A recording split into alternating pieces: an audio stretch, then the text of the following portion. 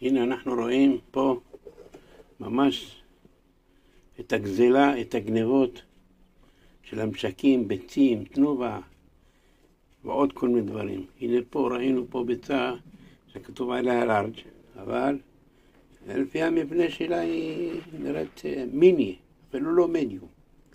ממש, בדקנו את הנושא, ראינו שהמשקל שנותנים להם בזה, הנה נאפס את המשקל ונקבל 0 רגע, כולם מכירים משקל 0, ואנחנו נשים את הביצה, נראו את המשקל, הנה, רשום לסר, לארג', הנה, הוטלה ביצה, או בערך 10/12, מספר 6913, מה זה לידו, ובמקרר עד 9/1 וכו'. הנה אנחנו רואים מה קיבלנו, שמנו אותה זה 0, שמנו את הביצה, 60 גרם. במקור צריך להיות לארג' 70-75 במקור. זה ממש תרמית. וזה לסר, לא יודע אם זו תנובה או משהו כזה. זה היה פעם משפט על תביעה ייצוגית, אני לא יודע אם זה נגד לסר או נגד תנובה, נראה לי שנגד תנובה.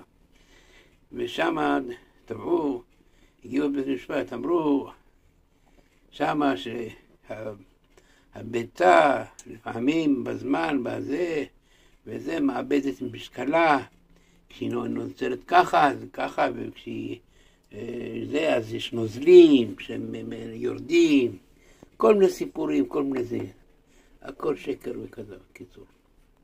זהו, שרי ממשלת ישראל עסוקים בחרטה ברטה, רפורמה מה רפורמה, הכל שקר ותרמית, הכל עבודה בעיניים.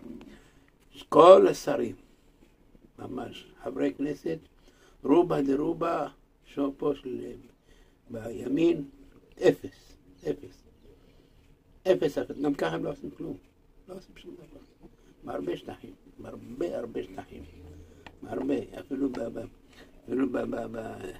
מתלוננים על גנבות, זה, אין שוטרים, אין זה, אין פה, אבל תן להם להסתובב, לעשות דוחות, למצלמות, לעמוד שעות בחום, וזה, לצלם, בסדר, זה יש סיכון, פה לסיכון, אבל בעיר, מסתובבים מלא שוטרים, מלא, בערים, תסתכלו, בתוך העזרים, שם עודים הם שהם, מי עבר, מי לא עבר במעבר חציה.